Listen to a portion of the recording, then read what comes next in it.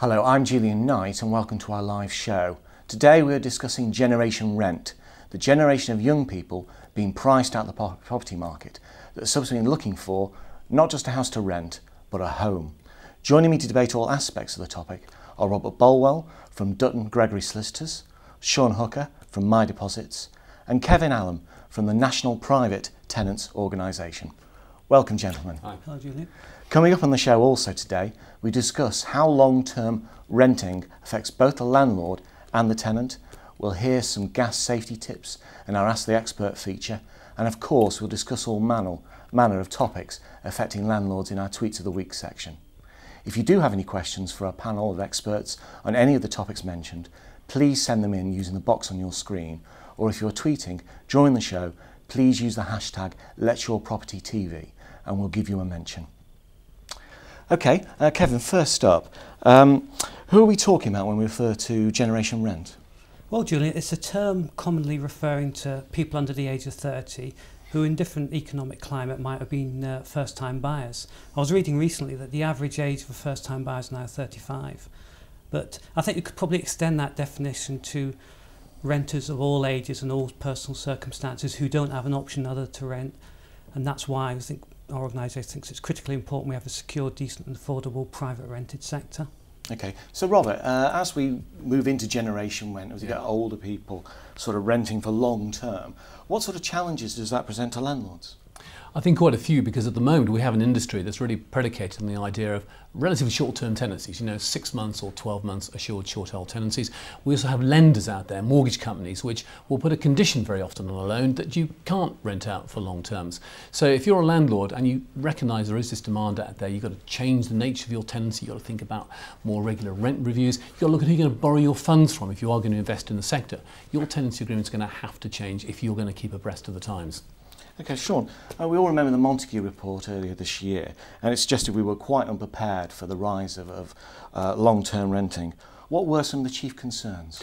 Well, I think it's the housing stock, that there's not the quality of housing out there to offer to the consumer out there, and also that there isn't this concept that there is a market, a consumer market there, and the providers are not reacting to the demand out there of the tenants, the consumers, and are just not prepared for this new phenomena, really.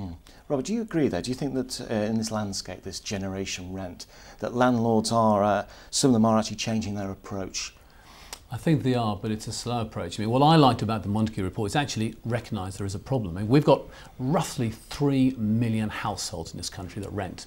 Now, if you look at the latest government figures from 2011, a staggering 35% of those households have been up and running for less than a year, which means we've got literally millions of people having to move house on a regular basis. Now, if you're a landlord, you're going to have to change the way you operate. You're going to have to think very seriously about the quality of the product you're providing, because people aren't going to want to sign up for a 6-month assured short-held tenancy if they don't have top quality properties to move into.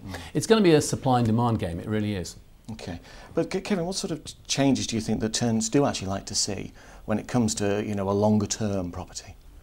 I think because the nature of the tenant population is changing, people are looking for settled tenancies, longer term, more security, rents that are affordable. We often look to Europe as well, for example in Germany, where they've got 60% of the households rent privately because tenants have confidence. And they also have rent controls in Germany as well, don't they, set by the local authorities. And France as well, I think it's about 22%. So I think tenants, there's a real need to look at security of tenure again, and also possibly look at rent control as well. Right, and okay. Imposing some minimum standards for accommodation, and definitely a big issue is the professionalisation of landlords, because only I think 6% of landlords belong to professional bodies. I can imagine many of our landlords sort of reaching for the gloss of something quite strong when you hear the words rent controls coming into also along with rent controls in Europe, they have more progressive taxation schemes as well, like being able to offset depreciation, and so the two can go hand in hand, because if there's any increase in costs, we need a more enlightened approach to taxation so that landlords are getting a reasonable return on their investment. Robert, on that? Yeah, I was going to say, don't forget, we do have an element of rent control in this country now. If you have an assured short-held tenancy and you want to put the rent up at the end of the fixed term, whatever, you can serve various notices. But with an assured short-held tenancy, ultimately there is a control mechanism. You cannot charge more than the going market rent, which neatly brings us into the question of rising rents over the course of the last few years. I mean, the average rent in Greater London is not far off £1,300 a month, which brings into play all sorts of questions of affordability. Yeah, guys, we've been inundated with emails and tweets from our viewers. So a question here from Sarah M. She says, "Hi, long-term tenancy agreements scare me a bit. What if you get a really, really nightmarish tenant?" Sean. Well, again, the whole point of setting up tenancies between landlords and tenants is to give both sides security. And often the landlord likes the surety of a fixed term in order to know that the tenant is going to be in there. Because ultimately, if the property's empty, there's no money coming in, and that's the big thing that landlords want to avoid. But of course, what you don't want is a bad tenant staying there. You want to make sure that you're able to move that tenant on out of your property. And I think it's just a matter of actually looking at the tools that you've got in terms of the your tenancy agreements and putting in the right clauses to make sure that you're protected, and understanding the ways that you can ask tenants to leave and make sure that you're protected. Okay. But it is about getting the tenancy agreement right. Robert, anything to add to that? No, absolutely nothing. I mean, we have had the Housing Act of 1988 with us now for 20 plus years, and there is a mechanism there. If you break a tenancy as a tenant, if you're in breach, your landlord can serve you with a notice, and sometimes it's quite a draconian process. You have 2 weeks to put your house in order, as it were.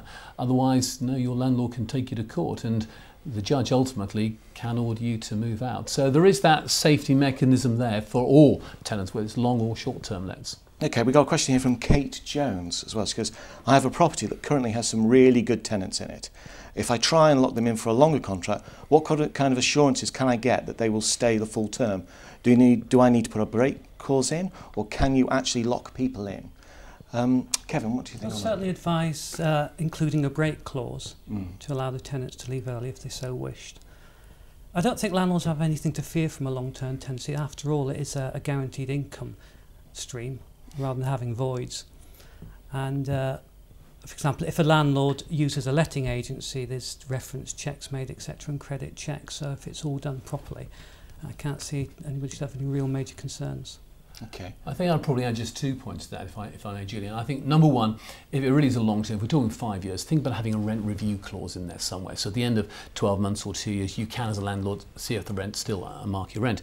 And the other thing is, don't forget, if you have bought your property with a mortgage, your mortgage company might have something to say about how long you can rent the property out for. A lot of mortgage companies are still relatively short term, 12-month or 6-month AST. So if you're going for long term, which I think is great, fantastic for, so as you say, for security of income, check with your bank, check with your mortgage company first. Sean, can you do a bit of crystal ball gazing here for us? Can you tell me, how do you see the market actually working out and panning out with the rise of generation rent and the potential for longer term tenancy? I think we've got a millennia of tradition in this country of home ownership, and this concept of that's the path that you would need to go down. We're actually looking at a different, more mobile generation of people now, and there is aspirational renting. Why would you want to scrimp and scrape to get a place in a place where it's nowhere near a station, nowhere near any facilities, when you can now go to the market and choose that your place there, rent it for however long it's suitable for you, you're not locked in. So there's more flexibility, there's more choice. And I think as people start to understand that, the market will adapt and start to provide that sort of consumer choice to the market. So that's probably where we will go. Very much European style. There'll still always be the hankering to own property in this country. It's an Anglo-Saxon thing, but the European mode is becoming more popular. And I think, as I say, 3 million. It's growing nearer 4 million. I think now the households are in the rented sector now. And the private renter sector is the only growing part of the market at the present So moment. we're all going to become French, basically, isn't it? I wouldn't quite say that. I am on the food and wine, that's nice. Yeah, exactly. There are real concerns about the abuse of the Section 21 notices, where a landlord has automatic right to possession with 2 months' notice at the end of a fixed term. And that there is real evidence that this has been used for retaliatory eviction of tenants when they've tried to uphold their legal rights. So that's definitely an area that needs to be addressed. Okay. We have a question in from Mel. It says, what are the pros and cons for private landlords who provide cheaper and longer term contracts for vulnerable young tenants and families receiving tax breaks? Robert? I think my concern is with the change in the benefit system that's coming. I mean, we don't know all the changes. They're on the horizon. We're going to have this single universal benefit coming soon. And as I understand the proposal at the moment anyway, is that benefit will include within it the housing element, the housing benefit element. And of course, if that goes to the tenant, I think there is going to be real concern with landlords, so they may not see all of the rental element that should be coming to them. So that's one real concern we have, but that's being panned out at the moment in various experiments across the country. Okay. Just, gentlemen, final sort of tips, if you like, for generation rent. Just, Kevin, start Also, from a tenant's point of view, ensure your landlord's a member of a professional body or a voluntary landlord accreditation scheme. And if you use a letting agency, make sure they're a member of a professional body as well. Okay, Sean? Again, you are the consumer as a tenant, and make sure that your landlord understands his obligations to you and that you have choice. I'm Robert. I think don't forget that if you are going into a tenancy with another person, you almost want to have an agreement with your sharer, because if things go wrong and you've got two names on your tenancy, both of those tenants are going to be equally liable to the landlord. Yeah. Now it's time for our Ask the Expert feature. Today we are talking gas safety with Dominic Bogle from British Gas. A landlord's responsibility when it comes to letting out their property is to have a valid landlord's gas certificate. It's a legal document that shows that all gas appliances are in good working order before a tenant moves in, and it's valid for 12 months. A gas safety check is where an engineer will check that a gas appliance is in good working order, that there isn't any gas leaks on the appliance. He will also do a tightness test on the meter as well. If a tenant brings in their own appliances, the landlord wouldn't need to get that checked because it's not the landlord's appliance, it's the tenant's appliance. But I would ask the tenant to make sure the appliance is in good working order.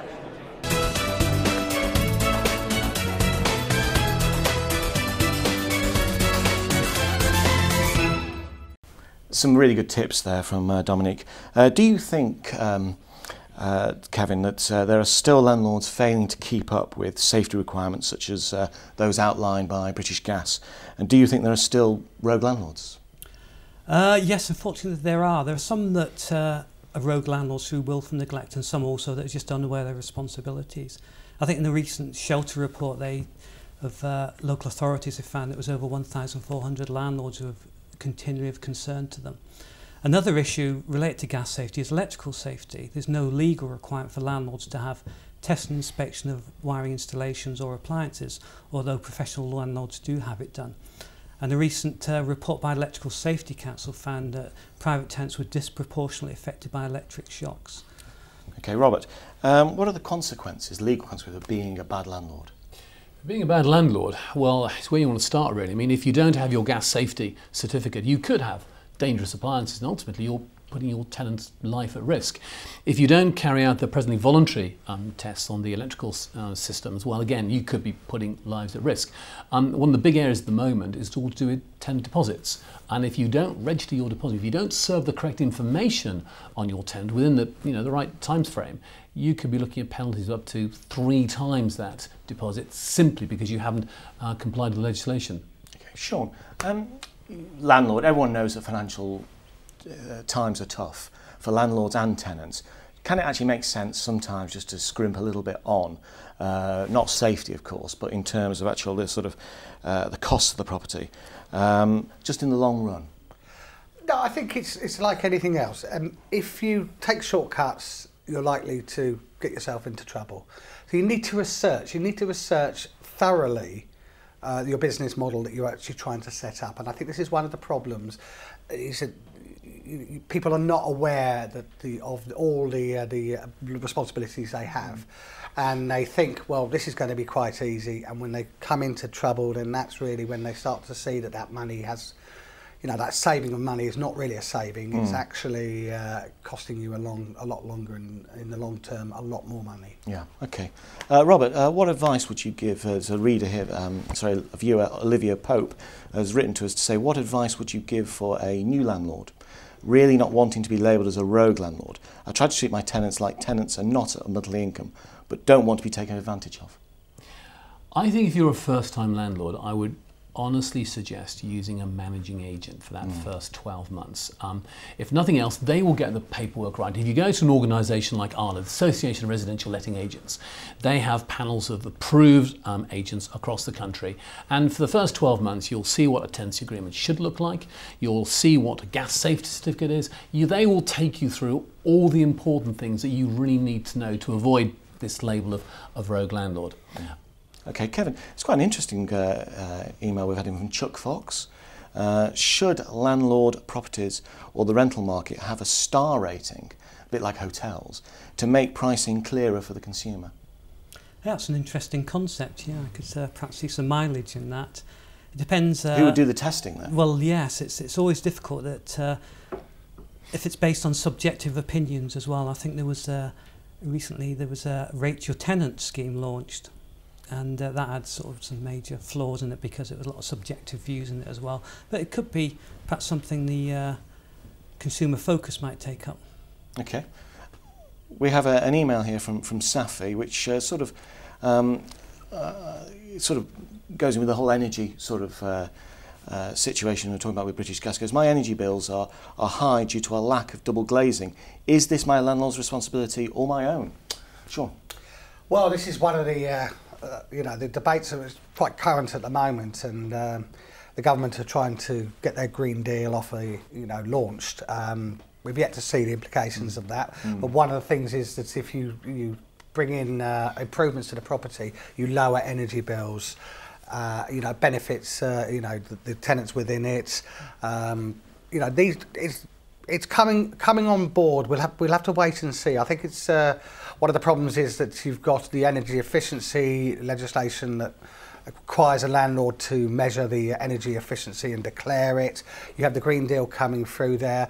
You've even got kind of like conflicts that we come across now where you've got written into tenancy agreements about adequate ventilation to prevent black mould, and I've got tenants coming in and saying, so they expect me to keep my windows open in the winter and have all my warmth go out just to try and prevent condensation. So I think what you have to do is really to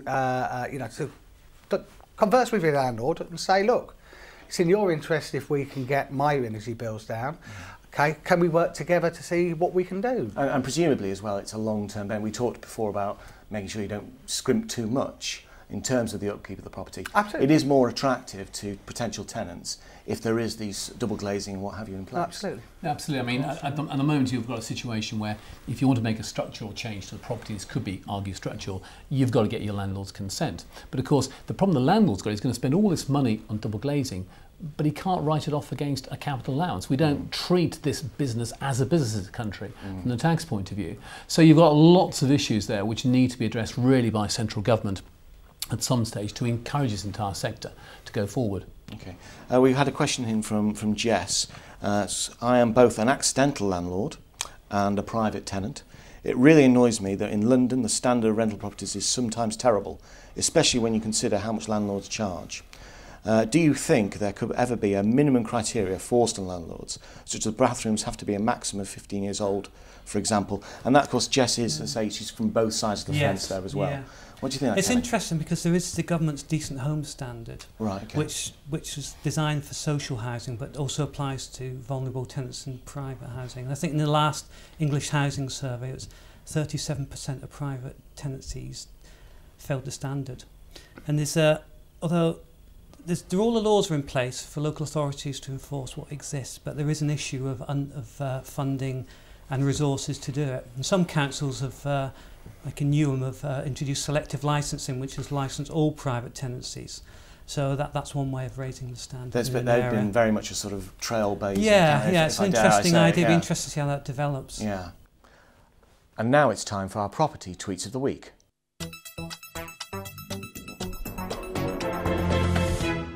And these involve as well, you had a couple of major sort of talking points in the property industry. A new report has rated government progress using a traffic light system. Would you give it a red, amber or green light?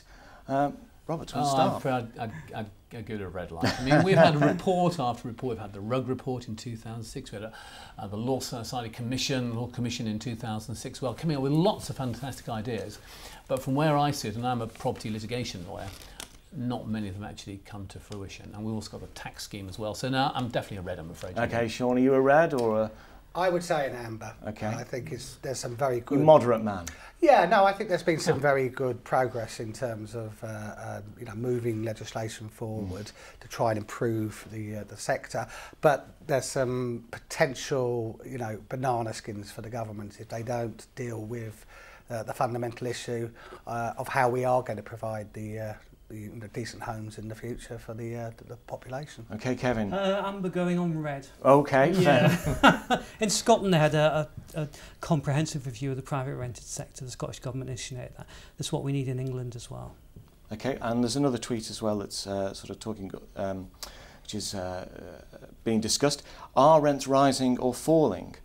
I suppose it depends on how you measure it itself. What do you think? Yeah, I think they're definitely rising. I mean, Shelter did a report and found that in over 50% of local authorities, rents are unaffordable. So not just a London-centric? Yeah. Okay. I think probably there's hotspots as well. Yeah, yeah. Okay. Well. Yeah, one of the major insurance companies published its figures this week for the October rents, and I think we're now up to just under £1,300 a month for the average rent in Greater London. That's a 35% increase over 3 years. So apart from the areas we all know, Northern Ireland, parts of Wales, where there are stagnating rents, no, rents are on the increase more so in London. And I think it's very difficult going into the sector now when you're having to find at least a month in advance, plus increasingly 6 weeks to 2 months deposit for people to go in there into the market without a fair amount of cash in the first place. So that's another factor to take. And what is the recommended amount of deposit these days? It normally, you hear different stories: 4 weeks, 6 weeks, even 8 weeks as well. Does it depend on demand? I think looking at it from my point of view as a litigation lawyer, most of the tenancy agreements we see are between 4 and 6 weeks. If it's more than that, there's got to be a special reason for it. But 4 to 6 weeks, I'd say, is still the industry norm. I don't know what you guys think. Yeah, I think that sounds right. Yeah, there's no prescribed amount, but it's usually enough to cover any rent arrears, the initial rent arrears and dilapidations. So it is going up. It was a month. It's now nearer probably 6 weeks or 2 months. Anything over that starts to become a little bit more controversial in the legal sense. Okay. We've had another question as well from Rigsby. I'm sure that's not their... they're on. I'm sure it's not the sort of the really actual name given. Rigsby is asking us. I've lived in the same property for nearly 10 years and I've rented the entire time. I have recently decorated and renovated to modernise the flat. In return, my landlord has adjusted the rent accordingly. However, what happens if there are issues with the changes I've made? Is it more responsible to fix should something go wrong? Is it my responsibility to fix should something go wrong? There's a statutory framework to say what is a landlord's responsibility and what is a tenant's responsibility. In very general terms, if it's a structural matter, then it's down to the landlord. If it's not structural, it's probably going to be down to the tenant, but again, it depends on the terms of the agreement. Always refer to the terms of the tenancy agreement to find out what's allowed and what isn't allowed. And always keep a dialogue open with the landlord. Yeah. Okay, and their agent as well. Presumably if it's through a managing But agent, you're not supposed to call them every time you want to put up a poster or something like that. You have to. Yeah, just some common sense as well. Yeah. So, but if you were painting or something like that, then I would check first. Yeah, exactly. No, I think in tenancy agreements, there is the protection there for the landlord, but the landlord, to any request, has to treat it reasonably. Yeah. So if you are going to improve the property and you have the cooperation of the landlord, which landlord in their right mind is going to turn that down?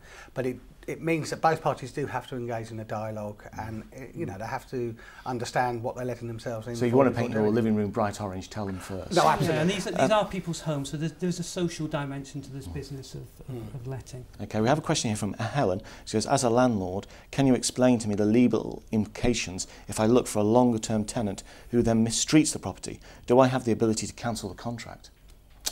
You have the protection, and in much the same way as you're protected if the tenant stops paying the rent. You can take proceedings before you get anywhere near the end of the term if it's bad enough to warrant making a possession order. So yes, they've got that protection enshrined in the current legislation. Okay, and we have a final question from James Barnes. I don't know if that's James Barnes or James in Barnes, I'm not sure. My tenants have asked if they can put pictures up on the walls, if they can warm out the TV in the living room. Am I in the right to ask them to get someone in to do this professionally? What would you do in this situation? Sean? Well, again, it goes back to what we were saying about improvements to the property and the cooperation between the landlord and the tenant. That quite rightly, if you're going to have anything that's going to jeopardise the structure of the property, by all means, please do not, as a tenant, try to do DIY and make a botch job of it. However, you could argue that some simple things like that, as long as a landlord is in the picture, in fact, you know, the end of it, if the landlord comes around and casts his eye over it and is happy with it, then that's fine. We were talking before the show about, you know, TV now. You know, if you go and get Sky Television in there, I mean, some of the horror stories we hear about, you know, people coming in and doing that on, you know, so-called professionals. So it isn't always, you know, get a professional is not always the answer. Yeah. But cooperation and working with the landlord is the issue, really. Yeah, some people purporting to be professionals as well aren't quite such as well, so to be aware of. By the way, this is a sort of last for the viewers. This is the last sort of chance to get in questions. We've got a further one here from Maria. She goes, I usually put the rent up if a tenant leaves each year due to bills going up, etc., as we include bills in the rent. In terms of tenants that have a contract already, and it is a rolling on contract, so after the year agreement has ended, their contract just carries on, what is the correct way to go about increasing rent? What if they do not agree to it, as bills are going up and it's difficult for me to cope? Do you want to take that first? Yeah, there are three possibilities. You either have a clause already in the tenancy agreement, which allows you to put it up by, say, a fixed percentage. If you haven't got that, you pick up the telephone, you talk to your tenant, you see what agreement you can reach. But ultimately, there is a statutory mechanism. It's something called a Section 13 notice, and you can serve that every 12 months if you've got this roll-on type situation. But ultimately, if the rent you put in there isn't what the tenant likes, if they think it's more than the market rent, they can effectively appeal you to an independent tribunal. That's to a rent assessment committee. But we must remember they would assess it against market rents for comparable properties, so there's always a danger that the actual increase might be below the market level for that property. Yes, yeah. And so they could recommend a further. So there's quite a bit of jeopardy there from both parties in that respect. Yeah. Are you happy with the workings of that particular organisation? Do you think that it's... The rent assessment committee, yes, yeah, on the whole, yes, yeah. There is a need to, I think in the long term, there is a need to looking at the relationship between affordability and market rents. Okay. On similar lines, we've got a question here from Peter. It says, I have a protected tenant who has lived in the property for 40 years. I look after the exterior and they have never done anything internally. What can I do to make them do the decorating? Shall I throw that one to you, Sean? I think it's about, you would expect your tenant to treat the property in a tenant-like manner, and therefore 40 years and not lifted a paintbrush could be deemed that you have not acted fully in a tenant-like manner. But it's a very difficult one, I think. Yes, it's a long-term tenancies of 40 years. It is. Effectively, there's nothing else you can do. I mean, there's no legislation which says they must decorate every 10 or 20 years. You're a landlord, you have to look after it, but you can't legislate for people's lifestyle. If they don't want to decorate, there's no judge that's going to say you've got to do it. So, no, it's a difficult one. As a landlord, I think you want to invest in your property to make sure the stock is good, but you can't force a tenant to do it in that situation. Okay, gentlemen, final thoughts on generation rent and how landlords prepare themselves for what is actually happening. Kevin? Yeah, I think it's become the norm for most people, I think, in the long term, and we need to work towards greater security of tenure for tenants that want it, more affordable rents and a more professionalisation of the landlord community if we want really sustainable communities. I'd say invest in your properties now. Make sure that you really have got a quality product that people want to rent. And also, as I mentioned before in this interview, think about where your funds are coming from. If you're buying a property to rent out, what does your mortgage company say about a long-term rent? They've got to be on side before you can do it. Okay, and Sean?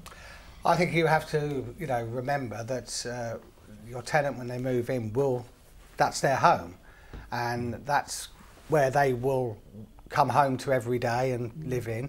And if you put yourself into their perspective, providing what you would like as a home, as a landlord, to the best of your ability, should be the driving factor on that. If you wouldn't be prepared to live in your property, why would you expect a tenant? Exactly. Well, gentlemen, we've run out of time. My thanks today to Sean, Robert and Kevin for joining us. For more information and advice for landlords, please go to www.totallandlordinsurance.co.uk or check out the Total Landlord Facebook page. Goodbye.